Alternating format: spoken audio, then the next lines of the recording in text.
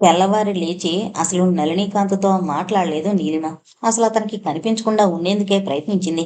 అది గ్రహించిన నళినీకాంత్ నీలిమ దూరమైపోతుందని చాలా ఆవేదన పడ్డాడు. నీలిమ, అకౌంట్స్ అయ్యాయా? కావాలనే ఆమెని పలకరించాడు. ఈ రోజుతో పూర్తి చేస్తాను. ముభావంగానే జవాబిచ్చింది. నీలిమ, రాత్రి ఫోన్ చేసిందెవరు?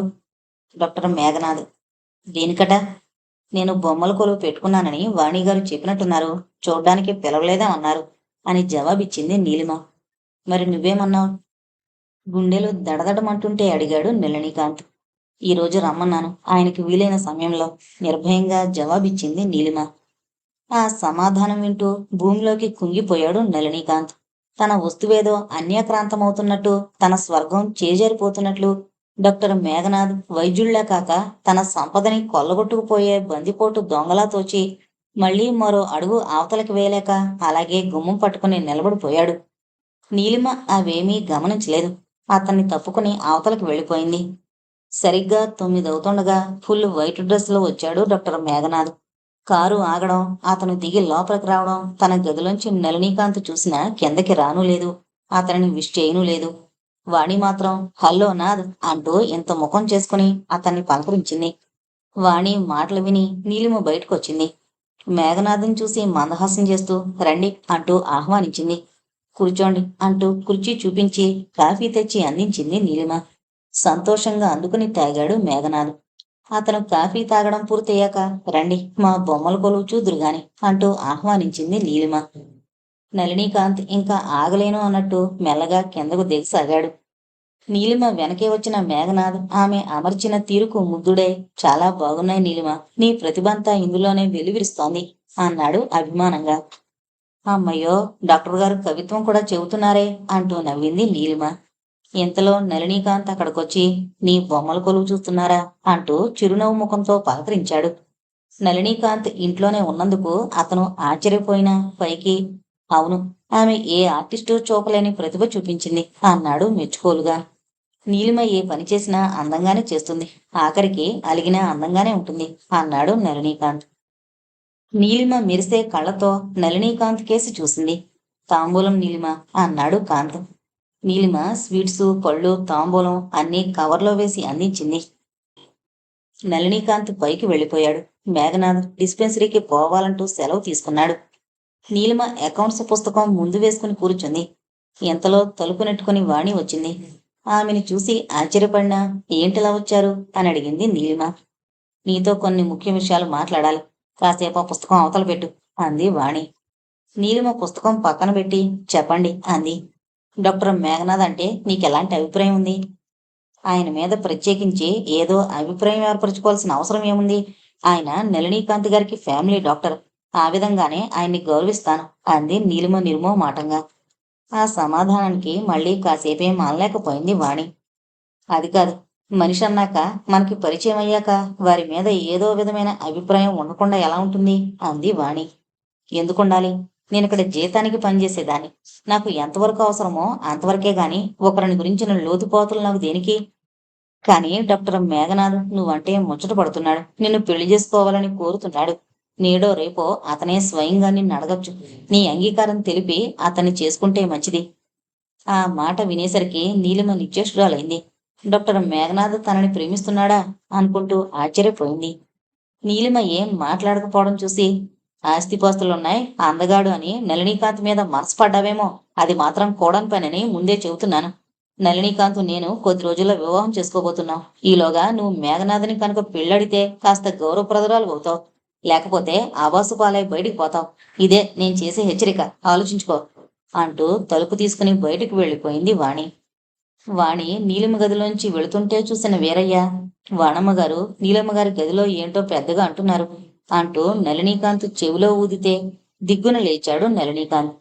మళ్ళీ ఇదేం కొంప అంటుకుంటుందో అన్న ఆందోళనతో. నీలిమ ముఖం పూర్తిగా మాడిపోయింది వాణి మాటలు విన్నాక. నళినీకాంత్, ఎంత వంచుకుడివి! నన్ను ప్రేమిస్తున్నట్టు ఉత్తరం రాస్తావు. నీ పాత ప్రేయసి రాగానే ఆమెను పెళ్లాడ్డానికి నిర్ణయించుకున్నావు. నీకు ఆడపిల్ల హృదయంతో ఆడుకోవాలని అనిపించిందా? నన్ను నా మానాన పడి ఉండనీయక ఎందుకెక్కడికి తెచ్చావు? ఒక్కో క్షణంలో అపార ప్రేమవాహినిని కురిపించే నీ హృదయం ఇంత కరుకుదనం ఎలా నేర్చింది? నీలాంటి ధనవంతుడికి నాలాంటి పేద పిల్లలు ఆట వస్తువుగా కనిపిస్తారా? చివరికి నువ్వు మోసగాడి కింద మారిపోయావు. ఇదంతా చివరికి నా కర్మ, నా దురదృష్టం అని సరిపెట్టుకుంటూ గుండెల్లో మంటలు రేగుతుంటే ఎన్నాళ్ళు జీవించను అనుకుంటూ వెక్కి వెక్కి ఏడ్చింది. తన బ్రతుకు అన్ని విధాలా అష్టదిగ్బంధనం కింద మార్చి వినోదం చూస్తున్న నళినీకాంతిని తలుచుకుని కుళ్ళి కుళ్ళి ఏడ్చింది నీలిమ. నీలిమ గది వరకు వచ్చి నళినీకాంత్ లోపల సన్నగా ఏడుపు వినబడుతుంటే హడలిపోయి నీలిమ నీలిమ అంటూ తలుపు తట్టాడు. నీలిమ తలుపు తీయలేదు. కాసేపు అలా పిలిచి పిచ్చివాళ్ల తన గది చేరుకుంటూనే వాణి అంటూ కేక పెట్టాడు. ఏంటి అంటూ వచ్చింది వాణి. నీలిమ ఎందుకు ఏడుస్తోంది? తీక్షణంగా అడిగాడు. ఆ మాటకి నిర్లక్ష్యంగా తలెగరేసింది వాణి. ఆవిడ ఎందుకు ఏడుస్తుందో, ఎందుకు నవ్వుతుందో ఎవరికి తెలుసు? నువ్వు ఆమె గదిలోకి వెళ్ళి ఏదో అంటుంటే విన్నవాళ్ళు చెప్పారు. చెబుతారు, ఎందుకు చెప్పరు? ఇంట్లో నా మీద సీడీలను పెట్టిన నీ తెలివికి మెచ్చుకోవాలి వికటంగా అంది. నా తెలివిని తర్వాత మెచ్చుకుందు గాని ముందు విషయం చెప్పు. ఏముంది చెప్పడానికి? డాక్టర్ మేఘనాథ్ నేను ప్రేమిస్తున్నాడు, పెళ్లి చేసుకోమని చెప్పాను. దానికి ఆమె గారు ఏడవడం, నువ్వు నన్ను నిలేసి అడగడం రెండూ బాగానే ఉన్నాయి అంటూ విసురుగా యువతలకొచ్చి చరచరా మెట్లు దిగింది. ఈ కొత్త వార్తకి అదిరిపడ్డాడు నళినీకాంత్. అయితే వాణి 2 రోజులకొకసారి మేఘనాథ్ ఇంటికి వెళ్లి రావడంలో ఆంతర్యం ఇదన్నమాట. రాయబారం నడుపుతోందా ఇద్దరికి? పళ్ళు పటపటా కొరికి కిందకి దిగొచ్చాడు. వాణి అక్కడ లేదు. నళినీకాంత్ కోపం గ్రహించి తిన్నగా మేఘనాథ్ ఇంటికి వెళ్ళిపోయింది. అప్పుడే నీలిమ గదికేసి ఒకసారి చూసి తలుపు కొట్టి ఆబాసు పాలవడం దేనికన్నట్టు తిన్నగా మళ్ళీ పైకే వెళ్ళిపోయాడు. వాణి తిన్నగా మేఘనాథ్ ఇంటికి వెళ్ళేసరికి అతను పేషెంట్లను చూడడంలో నిమగ్నమై ఉన్నాడు. వాణి అనుకోకుండా ఆ సమయంలో వచ్చేసరికి నిర్ఘాంతపోయి తేరుకుంటూ రావాణి, ఏంటిలా హఠాత్తుగా ఊడిపడ్డావు అని అడిగాడు. ఏం లేదులే, నీతో ఒక విషయం చెప్పాలని. చెప్పు. ముందా పేషెంట్లను త్వరగా చూసి పైకిరా అంటూ తను పైకి వెళ్లి వంట మనిషి చేత కాఫీ తెప్పించుకుని తాగింది. మరో అరగంటకి పైకొచ్చాడు మేఘనాథ్. ఇప్పుడు చెప్పు అంటూ ఎదురుగా కూర్చున్నాడు. నీలిమతో నిన్ను పెళ్లి చేసుకోమని చెప్పాను నాదు అంది వాణి. మేఘనాథ్ గుండెలు దడదడా కొట్టుకున్నాయి. ఏమంది? వాయువేగ మనోవేగాలతో వచ్చిన ఆ ప్రశ్నకి నింపాదిగా చూసి ఏమీ అనలేదు, కానీ ఏడుస్తూ కూర్చుంది. ఏడుపా? దేనికి అన్నాడు మ్లానవదనంతో. ఏమో, నీ మీద తనకి ప్రేమ లేదేమో అంటూ తామిద్దరికీ జరిగిన సంభాషణంతా వివరించింది. అంతా వినేసరికి మేఘనాథ్ ముఖం వెలవెలబోయినా తమాయించుకున్నాడు. పోనీలే వాణి, ఆమెకిష్టం లేనప్పుడు మనం బలవంత పెట్టకూడదు అన్నాడు మెల్లగా. ఆవిడ గారు మా ఆయన్ని ప్రేమిస్తుందని నా అనుమానం. మీ ఆయన? మీ ఆయన ఎవరు అన్నాడు వెర్రి ముఖం వేసి మేఘనాథ్. ఇంకెవరు? నళినీకాంత్. ఆ మాత్రం తెలీదా అన్నట్టు చూసింది. ఆ మాట వింటూనే బిగుసుకుపోయాడు. మేఘనాథ్కి నోట మాట లేదు. కొంచెం సేపటికి కోలుకుంటూ అడిగాడు. ఆయన నిన్ను పెళ్లి చేసుకోవడానికి ఒప్పుకున్నాడా? ఒప్పుకోక ఒకప్పుడు నా వెనక పిచ్చెత్తినట్టు తిరిగాడు నళినీకాంత్. అప్పట్లో డాక్టరు, కానీ కట్నం లేకుండా చేసుకుంటున్నాడు, హాయిగా కలకత్తా లాంటి చోట కాపురం ఉండవచ్చునని కలలు కంటూ చేసుకున్నాను మీ ఫ్రెండ్ని. ఆయన కాస్త పోయాడు. నేను పెళ్ళాడి వెళ్ళిన నళినీకాంత్ ఒంటరిగానే ఉన్నాడు అంటూ ఆగింది వాణి. అవుననుకో, అది వెనకటి సంగతి. అతను ఈ మధ్య వేరే పెళ్లి ప్రయత్నం చేశాడుగా. చేసినా అది ఆగిపోయిందిగా. ఎందుకని? నా కోసం కదా. అక్షరాలది నా కోసం. ఉద్రేకంగా అరిచింది వాణి. మరి అతనెప్పుడు నీతో మాట్లాడినట్టే సరిగ్గా కనిపించడేం? నమ్మకం చిక్కక గుచ్చుగుచ్చి అడిగాడు. ఆ అతనికి సిగ్గులే. ఇటు మా పెళ్లి, అటు మీ పెళ్లి జరుగుతుందని నేను అనుకుంటే అది కాస్త వేడని సమస్య అయింది. నీలిమకి నళినీకాంత్ అంటే ప్రేమ లేకపోతే ఏడుస్తూ కూర్చుంటుందా అని. మేఘనాథ్ ఆ మాట నిజమనుకున్నాడు. డబ్బు, విద్య, అందం అన్నీ ఉన్న నళినీకాంత్ ఎదురుగా ఉంటే అతన్ని వదిలి తనని నీలిమ ప్రేమిస్తుందని గాని ప్రేమించాలని గాని అనుకోవడం తనదే తెలివి తక్కువ. ఆమె తనని పెళ్లి చేసుకోవడం పూర్తిగా అసంభవం. మరి వాణి మాటల ప్రకారం నళినీకాంత్ వాణిలు పెళ్లాడితే పువ్వులాంటి నీలిమ చిత్రహింసలకు గురవుతుంది. తను ఆమెను ప్రేమించాడు. ఆమె నళినీకాంతిని వరించింది. నళినీకాంత్ వాణిని మోహిస్తున్నాడు. చివరికి విధి ఎలా ఆడిస్తుందో, ఆ ఆటలో ఎవరు గెలుస్తారో ఎవరు ఓడిపోతారో అనుకుంటూ నిట్టూర్చాడు. నాదు, ఒకసారి నువ్వు నీలిమతో మాట్లాడి చూడరాదు. ఏమని? నేను నళినీకాంత్ దంపతులమని, కాంతి మీద ఆశ వదులుకొని నిన్ను పెళ్లి చేసుకోమని. చూద్దాంలే. ఇప్పుడు నాకామెని అడగాలని లేదు. ఇప్పుడే అడగాలి. నీ మాట కాదనలేక ఒప్పుకోవచ్చు. మేఘనాథ్ నిశితంగా ఆమె కళ్ళల్లోకి చూసి, పువ్వు సహజంగా వికసిస్తేనే అందం. బలవంతాన విచ్చుకునేలా చేస్తే అందులో సొబగు, సౌలభ్యం ఉండవు. సింగినాదం ఏవో డైలాగులు కొట్టకు నా దగ్గర అంటూ లేచింది వాణి. అసలు ఈమె ఆడదేనా? బొత్తిగా ఇంత మొరటుగా మాట్లాడుతుందేమిటి అనుకున్నాడు మనసులో. టైము 12 అయింది. ఇక్కడే భోంచేసి ఇద్దరం మ్యాట్నీకి వెళితే బాగుంటుంది కదూ అంది వాణి ఆలోచిస్తూ. భోజనం కావాలంటే చేద్దాం, కానీ మ్యాట్నీకి మట్టుకు రాను. కావాలంటే కారిచ్చి పంపుతాను. సరే, అలాగే కాని. నళినీకాంత్ వట్టి పిరికివాడనుకుంటే అంతకంటే పిరికివాడివి నువ్వు. నాకిద్దరికిద్దరు బాగానే దొరికారు అంటూ చిరాకు పడింది వాణి. నీలాంటి ఆడదుంటే ఎంత కొమ్ములు తిరిగినవాడైనా అంతే అనుకున్నాడు స్వాగతంగా. ఆ పూటంతా నీలిమ గదిలోంచి బయటికి రానేలేదు. ఇన్నాళ్ల బట్టి కాస్త కాస్త నీరు పోసుకుంటూ చావకుండా బతికించుకుంటూ వస్తున్న ఆశాలత ఒక్కసారే వేళ్లతో సహా మాడినట్టు గిలగిల్లాడింది. వాణి నళినీకాంత్ పెళ్లి చేసుకుంటున్నారని బాహాటంగా చెప్పేసరికి ఏ మూలో తనని పెళ్ళాడకపోతాడా అనుకుంటూ వస్తున్న ఆశాదీపం గుప్పున ఆరిపోయింది. ఈ లోకం తీరుతెన్నులు, మనుషుల స్వభావాలు తనకు నిజంగానే తెలీదు. మనుషులంతా మంచివారని, జీవితంలో తనకేవో మంచి రోజులు వస్తాయని, తను కట్టుకున్న ఆశల మేడలు ఒక్కసారే కోకటి వేళ్లతో పిగిలించుకుపోయినట్లయింది. ఏమైనా సరే తనిక్కడ ఉండకూడదు. ఇవన్నీ జ్ఞాపకాలుగా తన ప్రణయం ఓ ఫలించని స్వప్నంలా తలుచుకుంటూ తన బ్రతుకు తెరువు కోసం తను పాటుపడుతూ రోజులు నెట్టేయడమే తనకి భగవంతుడిచ్చిన తీర్పు. ఒంటరితనమే తన జీవితానికి ఆయన ప్రసాదించిన సౌభాగ్యం అనుకుంటూ చాలాసేపు పిచ్చిదానిలా రోదించింది. ఆ ఆలోచనల మధ్య మేఘనాథ్ లీలగా కదిలిపోయాడు. తనలాంటి దౌర్భాగ్యురాల్ని ప్రేమిస్తున్నాడా అంత డాక్టరు? కాని తన హృదయం అతనికివ్వలేదు. అతన్ని పెళ్ళాడినా సుఖపెట్టలేదు. ఎందుకు అనవసరంగా అతనంత తాపత్రయపడ్డం? కాని ఇక్కడి నుంచి బయటపడాలంటే డాక్టర్ మేఘనాథ్ సహాయం కోరవలసిందే, తప్పదు. అతనేమంటాడో అనుకుంది. నళినీకాంత్ బయటికి వెళితే డాక్టర్ మేఘనాథ్ని ఒక్కసారి ఇక్కడికి రమ్మని కోరొచ్చు. కాని అతను బయటికి వెళ్లిన జాడ కనిపించదు. ఆ పైనే ఉన్నాడేమో అనుకుంటూ చాలాసేపు ఎదురు చూసింది. నళినీకాంత్ బయటికి వెళితే అతని గదిలోకి వెళ్లి ఫోన్ చేయొచ్చునని. కాని నళినీకాంత్ వెళ్ళనే లేదు. ఒకసారి నళినీకాంత్ వచ్చేసరికి తలుపు తీసున్న నీలిమ నిద్రపోతోంది. లేపడం ఇష్టం లేక కారు తీసుకుని బయటకు వెళ్ళాడు. వెళ్ళి బట్టల కొట్లో 2 చీరలు తీసుకుని వెంటనే తిరిగొచ్చాడు. అవి నీలిమకి ఇవ్వలేదు. తన గదిలో పెట్టుకున్నాడు. భోజనం అతని గదిలోనే పెట్టాడు వీరయ్య. అలాగే నీలిమ గదిలో నీలిమకు పెట్టాడు. బాగుండదని ఏదో తింది నీలిమ. తన బట్టలన్నీ సర్దుకుంది. ఫోన్ చేయడానికి వీలు కుదరక తనే డైరెక్ట్గా రేపు వెళ్లి మేఘనాథని కలుసుకోవాలి అనుకుంది నీలిమ. అకౌంట్స్ వేయడం పూర్తి చేసింది సాయంత్రానికి. అవి తీసుకుని మెల్లగా అతని గదిలోకి వెళ్ళింది. ఇవిగో మీ పుస్తకాలన్నీ పూర్తి చేశాను అంటూ బల్ల మీద పెట్టింది. నీలిమ, నాకు అసలు ఇవాళ కనిపించనే లేదు అని అడిగాడు. ఇవి పూర్తి చేయాలని కూర్చున్నాను. పూర్తి చేసినందుకు మెనీ థ్యాంక్స్. ఇటు చూడు, ఈ చీరలు బాగున్నాయా? బాగానే ఉన్నాయి. తీసుకో నీలిమ, నీకోసమే తెచ్చాను అంటుంటే బలవంతాన దుఃఖాన్ని ఆపుకుని ఆ చీరలు అందుకుంది. ఎలాగో తను రేపు వెళ్ళిపోతుంది.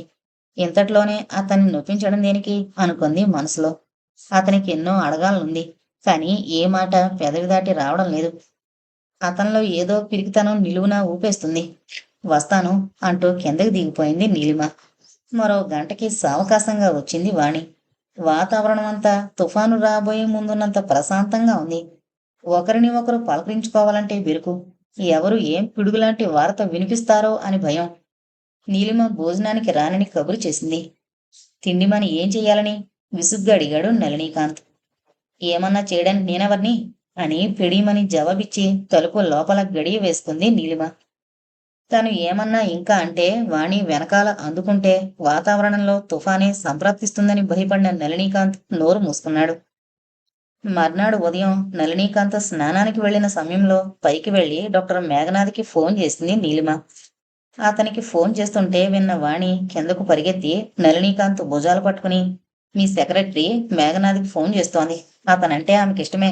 నువ్వే ఇంకా పిచ్చివాడువు కనుక దాన్ని చూసి ముచ్చట పడుతున్నావు అంటుంటే నళినీకాంత్ ఆమె వెనకే పైకొచ్చాడు. నీలిమ మేఘనాథ్ నెంబర్ డైల్ చేసి పిలవగానే అతనే పలికాడు. Hello, Neelima speaking. మేఘనాథ్ గారేనా? నీలిమ కంఠం విని ఉలిక్కిపడి సర్దుకున్నాడు మేఘనాథ్. అవును, నీలిమ నేనే అన్నాడు. మీ సహాయం కావలసి వచ్చినప్పుడు మీ ఇల్లు వెతుక్కుంటూ వస్తానన్నాను, గుర్తుందా? ఆ, గుర్తుంది. అయితే సాయంత్రం నేను వస్తాను. తప్పకుండా రా. నీకేం కావలసి వచ్చినా నేను సిద్ధంగా ఉన్నాను. థ్యాంక్ యూ వెరీ మచ్ అంటూ రిసీవర్ పెట్టేసింది. ఈ సంభాషణంతా నళినీకాంత్ విన్నాడు. వాణి వింది. చూసావా, సాయంత్రం వస్తానంటోంది అంటూ రహస్యంగా చెప్పింది వాణి. నళినీకాంత్ ఏమీ మాట్లాడలేదు. అతనేం ఆలోచిస్తున్నాడో ఎవరికీ తెలీదు. నీలిమంతట నీలిమే తనింటికి వస్తానండం ఆశ్చర్యంగానే ఉంది మేఘనాథ్కి. మధ్యాహ్నం 12 వరకు ఉండి అప్పుడు పని మీద బయటికి వెళ్ళిపోయాడు నళినీకాంత్. సాయంత్రం 5 గంటలైంది. నీలిమ చకచకా పనులు ముగించుకుని, వీరయ్య, నేను వెళ్ళిపోతున్నాను. మీ అయ్యగారొస్తే వారికి మాత్రం చెప్పు అంది సూట్ కేసు తీసుకుని. వీరయ్య కొయ్యబారిపోయినట్టు చూడసాగాడు. నీలిమ వెళ్ళిపోయింది. నీలిమను చూడగానే నిర్ఘాంతపోయాడు మేఘనాథ్. ఎక్కడికైనా ప్రయాణమా నీలిమ అని అడిగాడు. అవును మేఘనాథ్ గారు, దయచేసి నన్ను విజయవాడ చేరుస్తారా? మీ కారులో దింపినా సరే అంది తల వంచుకుని. ఈ ప్రయాణం గురించి నళినీకాంత్కు తెలీదని సులభంగానే గ్రహించాడు మేఘనాథ్. అయితే టిక్కెట్లు కూడా డబ్బులు లేకుండా ఫ్రీగా ఉద్యోగం చేస్తున్నావా అతనికి? ఆశ్చర్యంగా అడిగాడు. దయచేసి ప్రశ్నలు వేయకండి. ప్రస్తుతం నేను అన్ని విధాలా నష్టపోయిందాన్ని, కనుకే మీ సహాయం కోరొచ్చాను అంది చిన్నబుచ్చుకుంటూ. నువ్వు తొందరపడుతున్నావేమో, మరోసారి ఆలోచించు. నళినీకాంత్ గారి దగ్గర పనిచేస్తూ ఈరోజు హఠాత్తుగా ఈ విధంగా బయటకొచ్చేసావంటే ఆయన ఏమనుకుంటారో ఆలోచించావా? నువ్వు కనబడక ఆయన ఎంత కంగారు పడతారో ఊహించావా? కంగారా? వారికి నేనేమైతే ఏం కావాలి? సెక్రటరీగా పనిచేసే అమ్మాయి మీద పని వరకే అభిమానం గాని ఏమైతే ఏం, ఎలా చేస్తే ఏం అని అడిగింది నీలిమ. ఆ మాటలకి నవ్వాడు మేఘనాథ్. నువ్వు నీ మాటలు చూస్తుంటే వింటుంటే ఇంత చిన్నపిల్లవా అనిపిస్తుంది ఒక్కోసారి. తన దగ్గర పనిచేసే వారి యోగక్షేమాలు విచారించకుండా ఎవరూ ఉండరు. అందున నీలాంటి అందమైన అమ్మాయి సెక్రటరీగా నళినీకాంత్ వంటి వ్యక్తి యజమానిగా ఉండగా అసలు అసంభవం. నువ్వు ఆవేశాలకి స్వస్తి చెప్పి శాంతంగా ఆలోచించు అన్నాడు. ఎన్నిసార్లు ఆలోచించాలి డాక్టర్ గారు? ఎన్నిసార్లు ఆలోచించినా భూమి గుండ్రంగా ఉందని ఒకటే సమాధానం. అంత చెప్పా పెట్టకుండా చేస్తున్న ఉద్యోగం ఆపి మూటా ముల్లే సర్దుకుని వెళ్ళిపోవడానికి ఏదైనా ఒక కారణం ఉండాలి. అది లేనప్పుడు నీ చర్య ఎంత మాత్రమో సమర్థనీయం కాదు గంభీరంగా అన్నాడు మేఘనాథ్. ఆ ప్రశ్న అయితే మేఘనాథ్ ఎంత సూటిగా అడిగాడో అంత సూటిగా నీలిమ జవాబు ఇవ్వలేకపోయింది. ఏం చెబుతుంది? ఎలా చెబుతుంది? తీగ కదిలిస్తే డొంకంతా కదిలినట్టు తను అన్నీ ఇతని ముందు వెళ్ళబోసుకోవాలి. ఏం నీలిమ, మాట్లాడో? నీలిమ పిచ్చిదాన్లా చూసింది అతని వంక. అతను మాత్రం నిశ్చలంగా చూస్తున్నాడు ఆమె కేసి. ఏం చెప్పను? ఏం చెప్పాలన్నా భాష రాదు, నోరు రావడం లేదు. నాకేం చెప్పక్కర్లేదు నీలిమ. నీ మనసుకేమైనా కష్టం కలిగితే ఆ విషయం సూటిగా నళినీకాంత్కి చెప్పి తొలగించుకోవాలి. అంతేకాని ఏవో కుశంకలు, ఏవో అనుమానాలు, అంతకంటే ఎవరో ఏదో చెప్పినవి మనసులో పెట్టుకుని ఈ సాయం సమయంలో చెప్పకుండా వచ్చేయడం అంత మంచి పని కాదు. ఇన్ని రోజుల నుంచి అతని ఇంట్లో ఉంటుంటే నీ బాగోగులు అతను చూస్తుంటే ఆవేశంతో నువ్వు అతనికి మాట మాత్రం తెలియకుండా వచ్చేయడం సహేతుకంగా ఉండదు. ఆ తర్వాత రకరకాల అనుమానాలు వస్తాయి. ఆ అనుమానాల మధ్య, అపోహల మధ్య మనుషులు చిత్రహింసల పాలయ్యే కంటే ఎప్పటికప్పుడు ముఖాముఖిన అడిగి తేల్చేసుకోవడం మంచిది అన్నాడు మేఘనాథ్. అయితే మీరు నన్ను విజయవాడలో దింపరన్నమాటేగా? ప్రస్తుత పరిస్థితుల్లో సాధ్యపడదు. నువ్వింకా చిన్నదానివి. నీకు లోకానుభవం బొత్తిగా లేదు. నల్లనివన్నీ నీళ్లు, తెల్లనివన్నీ పోలు అనుకునే వయస్సు. నీకంటే అన్ని విధాల అనుభవం ఉన్నవాణ్ణి. చెప్పేది అర్థం చేసుకో. నువ్వు నళినీకాంత్ దగ్గరికి వెళ్ళి నీ మనసుకి కలిగిన బాధేంటో అతనికి చెప్పి సమాధానం రాబట్టుకో. నీకు అనుకూలంగా లేకపోతే నేను వెళ్ళిపోతానని ముఖాన్ని చెప్పి ఇక్కడికి రా. నిన్ను పదిలంగా నీ ఇంటికి చేర్చకపోతే అప్పుడు అడుగు అన్నాడు నచ్చజెబుతూ. నీలిమ అతను చెప్పిందంతా వింది. ఇంకా ఇంతకంటే అతని వల్ల ఏమీ జరగదు అన్నట్టు అనిపించింది. వస్తాను అంటూ సూట్ కేసు చేతిలోకి తీసుకుంది. మేఘనాథ్ కాఫీ ఫ్లాస్క్లోంచి తీసి అందించాడు. అది తాగింది. వస్తాను మేఘనాథ్ గారు అంటూ బయలుదేరింది. అప్పటికి చీకటి పడిపోయింది.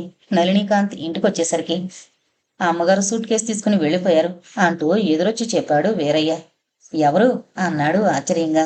నీలమ్మగారు. ఆ మాట వింటూనే బాంబు పేలినట్టు అదిరిపోయాడు నళినీకాంత్. గబగబా ఆమె గదిలోకి వెళ్ళాడు. తను కొన్న మొత్తం చీరలు అక్కడే ఉన్నాయి.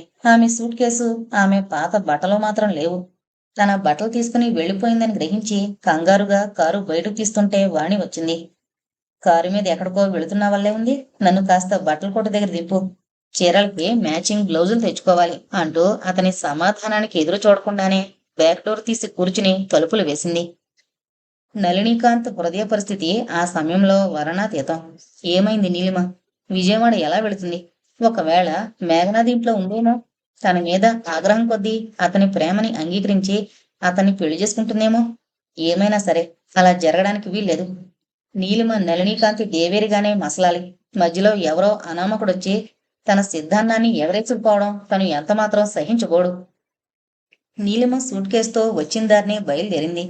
మేఘనాథ్ ఇంటికి ఓ 2 పర్లాంగు దూరంలో తాటితోపుంది. అక్కడ ఇళ్ళు కూడా లేవు. దారికి ఒకవైపు పొలం, మరోవైపు తాటితోపు. అక్కడికి చేరేసరికి బాగా చీకటి పడింది. పైన వెన్నెలా లేదు, దీపాలు లేవు. అక్కడికొచ్చేసరికి ఆమె భయంతో గజగజ వణికిపోయింది. చేతిలో సూట్ కేసు, చేతికి తీయడం మరిచిన నళినీకాంత్ కొన్న రిస్టు వాచి, మెడలో సన్నని బంగారు చైను. ఇవన్నీ ఆమెలో భయోద్వేగాన్ని కలిగించాయి. పైగా పేపర్లో నిత్యం చదువుతుండే దొంగల బెడద, రేప్ కేసులు మరింత భయాన్ని పెంచాయి. అలాగే ధైర్యం చిక్కబట్టుకుని అడుగులు వేస్తున్న ఆమెకి ఆ తాటి చెట్టు వెనక నుంచి సన్నగా ఈలపాట వినిపించేసరికి పై ప్రాణాలు పైనే పోయాయి. ఆ ఈలలు విని పొలం వైపు నుంచి పరిగెత్తుకుంటూ వచ్చాయి 2 ఆకారాలు. అటు అవి రావడం తడువు, ఇటు ఈలలు వేసిన పక్క నుంచి మరో ఇద్దరొచ్చి నీలిమని చుట్టుముట్టారు. ఒకడు నీలిమ చేతిలోని సూట్ కేసు లాక్కున్నాడు.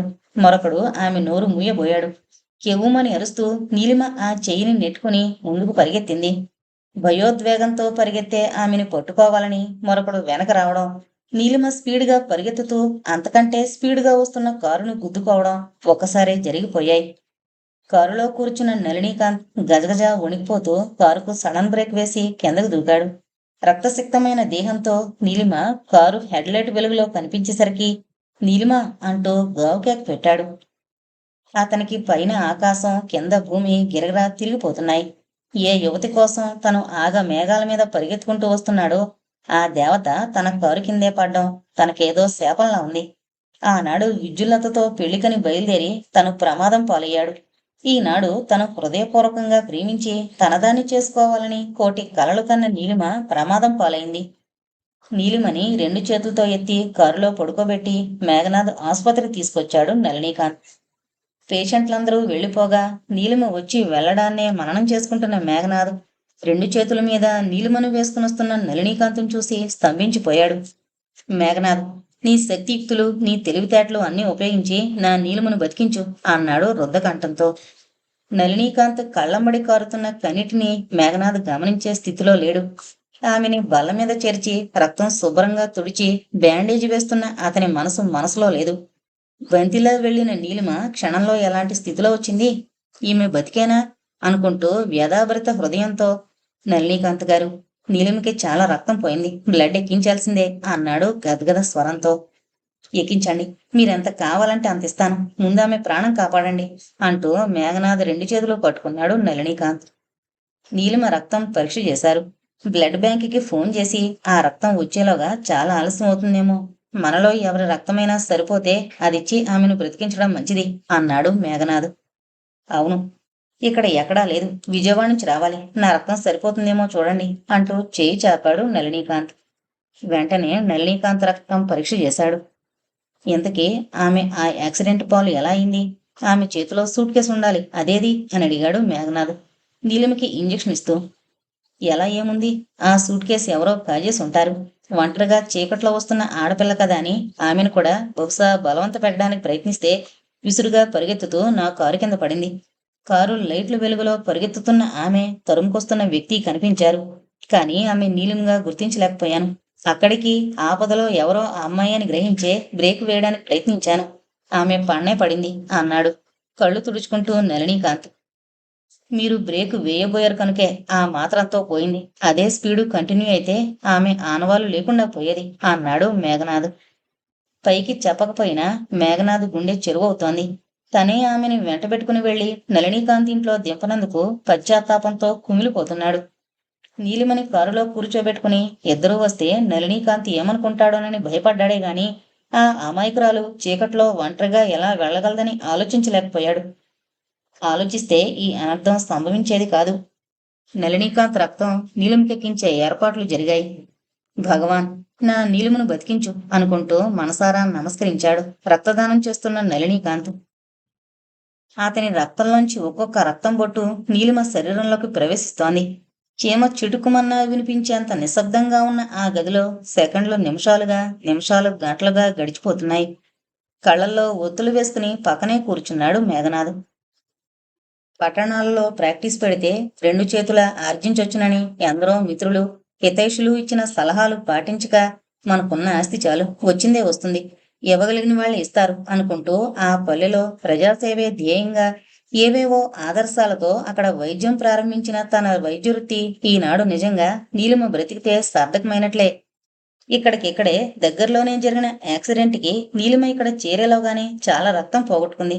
అదే ఎక్కడికో వేసుకుపోవాలంటే ఆమె కారులోనే పరలోకం చేరుకునేది అనుకుంటూ ఆవేదన పడుతున్నాడు మేఘనాథ్. నళినీకాంత్ కళ్ళు మూసుకుని మంచం మీద పడుకునున్నాడు. నా నీలిమను బ్రతికించండి. గుమ్మంలో అడుగు పెడుతూనే కంపిత స్వరంతో అన్న మాట మేఘనాథ్ చెవుల్లో ప్రతిధ్వనించసాగింది. ఆ ఒక్క మాటతో తనకంతా అర్థమవుతూనే ఉంది. నళినీకాంత్ గుండెల్లో వెలసిన దేవత నీలిమ, కానీ క్షణానికో రంగు మార్చే వాణి కాదు. అనవసరంగా వాణి అవాకులు చవాకులు పేలి నీలిమ గుండెల్లో అగ్నిపర్వతం పీల్చింది. నీలిమ గుండెల్లో వెలిగే దీపం నళినీకాంత్.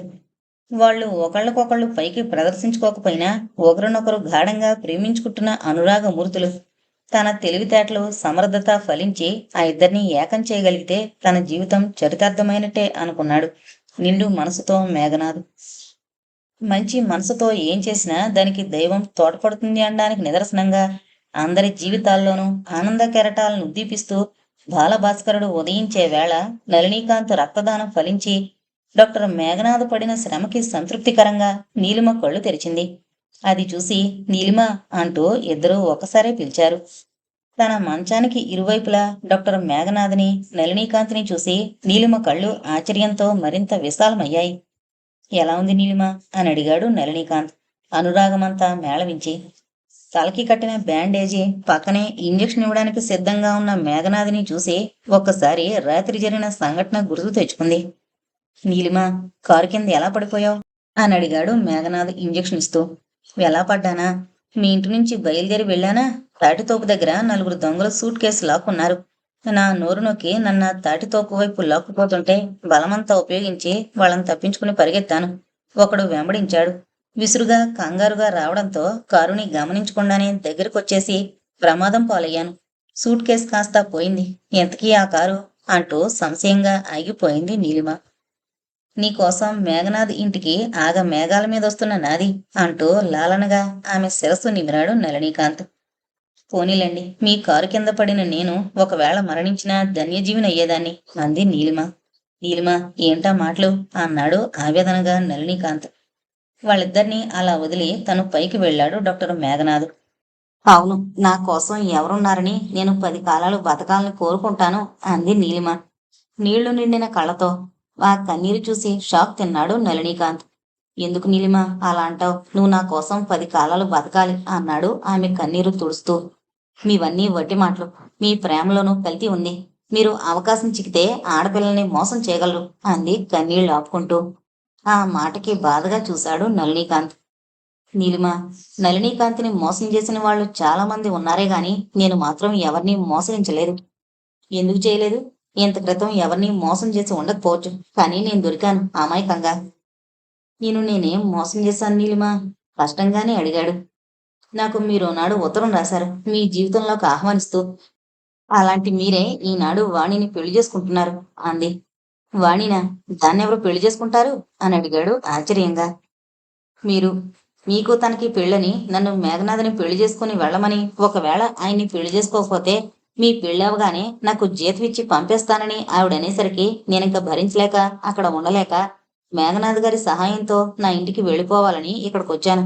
కానీ ఆయనేమో మీకు చెప్పకుండా రావడం తప్పని, నా హృదయంలో ఏ ఆవేదన గూడు కట్టుకునున్నా మీకు చెప్పి వెళ్లడమే మంచిదని నచ్చజెప్పిన మీదట బయలుదేరి ఆ విధమైన అపాయంలో చిక్కుకున్నాను అంది కన్నీరు కారుస్తూ.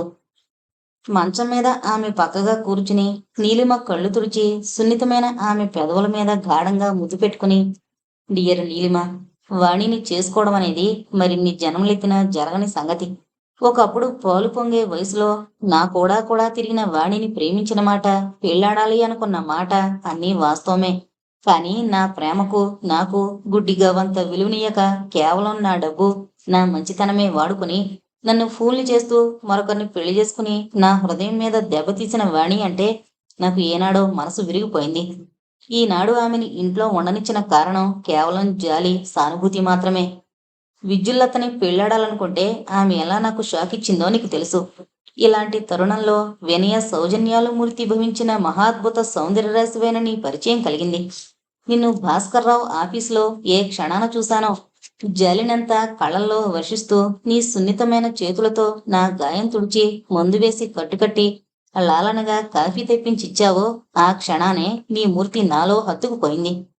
ఆ ఇద్దరు యువతులు చేసిన హృదయపు గాయానికి నీ చల్లని మనసే మందుగా, నీ శాంతి సౌజన్యాలే కట్టుగా నా గాయం మానపగలదని, మధురమైన నీ హృదయంలో ఉన్న అమృత భాండమే నాపై జల్లులా కురిపించి నన్ను చిరంజీవిని చేయగలదని తట్టింది. అందుకే నీ అడ్రస్ భాస్కర్రావుని అడిగి మీ ఇంటికొచ్చి నయానో భయానో నా ఇంటికి తెచ్చుకున్నాను. అందరూ వెళ్ళిపోయినా ఒక్కత్తివి ఆఫీసులో పనిచేస్తున్నావంటే పనంటే నీకెంత శ్రద్ధో నీలాంటి కార్యదీక్ష పట్టుదల గల యువతి అర్థంగా అయితే అటు బయట వ్యవహారాలైనా చక్కబెట్టగలవని, కష్టమొచ్చినా సుఖమొచ్చినా నా జీవితంలోనూ వ్యాపారంలోనూ కూడా భాగస్వామివై నన్ను సుఖపెట్టగలవన్న పరిపూర్ణ విశ్వాసం నాకు ఆనాడు ఉండబట్టే కాళ్ళు చేతులు కట్టైనా ఇక్కడికి తీసుకొస్తానన్నాను. నీలిమ, ప్రేమ అనేది ఒక అమృత వాహిని. ఆ వాహిని ఎప్పుడు ఎవరికేసి పయనిస్తుందో, ఏ జంటని తన రాగ తరంగాలలో ఓలలాడిస్తుందో ఎవరూ చెప్పలేరు. స్త్రీలోని ఔన్నత్యాన్ని చాటి చెప్పే నీలాంటి యువతులు చల్లగా ఉన్నంతకాలం ఏ మగవాడి జీవితమైనా 3 పువ్వులు 6 కాయలై బంగారు పంటలనే పండిస్తుంది. లేనిపోని శంకలు మనసులో పెట్టుకోకు. పసిడి ముద్దలాంటి కన్నెపిల్లవిని ఉండగా మనిషి హృదయాలతో గేమాడుకునే వితంతు వాణి దేనికి? ఆవిడిష్టం వచ్చిన చోటికి ఆవిడ్ని వెళ్ళని. ఏ ఎండకి ఆ గొడుగు పట్టే ఆమెలాంటి దానికి ఎవడో నాలాంటి పూలు దొరకపోడు. నీకు నయం కాగానే మన వివాహం, మన పెళ్లి చూసి వెళ్ళిపోమని ఈరోజే చెప్పేస్తాను. నువ్వు నిశ్చింతగా ఉండు అంటూ మెల్లగా ఆమెని హృదయానికి హత్తుకున్నాడు నళినీకాంత్. అతను పలికే ఒక్కొక్క మాట పన్నిటి జల్లు కాగా అతని హృదయంలో తలదాచుకుంది నీలిమ. ఇంతలో మేఘనాదొస్తున్న అలికిడి విని సర్దుకుని కూర్చున్నాడు. ఇద్దరి ముఖాల్లోనూ వెల్లివిరుస్తున్న ఆనంద రేఖలకి, ఆ కళ్ళల్లో కనిపించే అపూర్వ కాంతికి మేఘనాథ్ నిండుగా నవ్వుకున్నాడు. ఏమంటోంది నీలిమ? మళ్ళీ వెళ్ళిపోతానంటోందా? అడిగాడు. ఇంకెక్కడికి వెళుతుంది మేఘనాథ్? ఆమెకి అలా నయం అవడం, ఇలా పెళ్లిపేట్ల మీద కూర్చోవడం, ఆమెకి ప్రాణదానం చేసిన మీరు తప్పకుండా మా పెళ్లికి రావాలి. మొట్టమొదటి ఆహ్వానం మీదే అన్నాడు నళినీకాంత్. కంగ్రాచులేషన్స్, తప్పకుండా వస్తాను అన్నాడు మేఘనాథ్. పురుషులందు పుణ్యపురుషులు వేరయ్యా అన్నట్టు తన అదృష్టవశాత్తు ఇతన్ని విజయవాడ పంపమని అడిగినందుకు అతను పంపకుండా నచ్చజెప్పడం తనకెంతో మేలు కలిగించింది. అదే తనంతట తను బయలుదేరితే ఎన్ని అనర్థాల పాలయ్యేదో అనుకుంటూ 2 చేతులు జోడించి మేఘనాథ్కి నమస్కారం చేసింది నీలిమ. నాకు కాదు నీలిమ, నువ్వు నమస్కారం చేయవలసింది నళినీకాంత్ గారికి. ఆయన నీకు రక్తం ఇచ్చి కాపాడకపోతే నేను ఏం చేయలేకపోయేవాణ్ణి. ఆ మాటకి దిగ్భ్రమంగా చూసింది నీలిమ. ఆ క్షణంలో నళినీకాంత్ తన పాలిట భగవంతుడిలానే కనిపించాడు. రాత్రి నుంచి నళినీకాంత్ రాకపోయేసరికి ఉదయం బయలుదేరొచ్చింది వాణి. సమయానికొచ్చావు వాణి. మరో 4 రోజుల్లో నేను నీలిమని పెళ్లి చేసుకోవడానికి ఇప్పుడే వెళ్ళి పురోహితునితో మాట్లాడొస్తాను అన్నాడు నళినీకాంత్. ఆ మాట వినేసరికి చెళ్ళున చెరిచినట్లయింది వాణికి. నీలిమని పెళ్లి చేసుకుంటావా అని అడిగింది క్రోధావేశాలతో ఊగిపోతూ. అవును, మా వివాహం అయ్యేదాకా ఉండి ఆ తర్వాత నువ్వు లక్నో మీ అమ్మగారి దగ్గరకు వెళ్ళు ఖచ్చితంగా జవాబిచ్చాడు నళినీకాంత్. క్రాంత్, నువ్వు నాకింత ద్రోహం చేస్తావా అని అడిగింది తీవ్రంగా. ద్రోహం చేశానని నువ్వు అనుకుంటే దానికి జవాబుదారిని కాను. ఎవరికి ఎవరు ద్రోహం చేశారో పునశ్చరణ చేసుకోవడం మంచిది. అయితే నాకు 10,000 పడేయ్ అంది వాణి. వెంటనే చెక్కు రాసిచ్చాడు.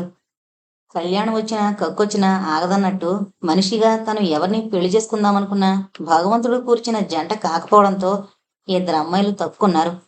చివరికి నీలిమ అతని మెడలో మాల వేసి అతని చేత 3 ముళ్ళు వేయించుకుంది. ఆ రోజే నీలిమ నళినీకాంతుల వివాహం.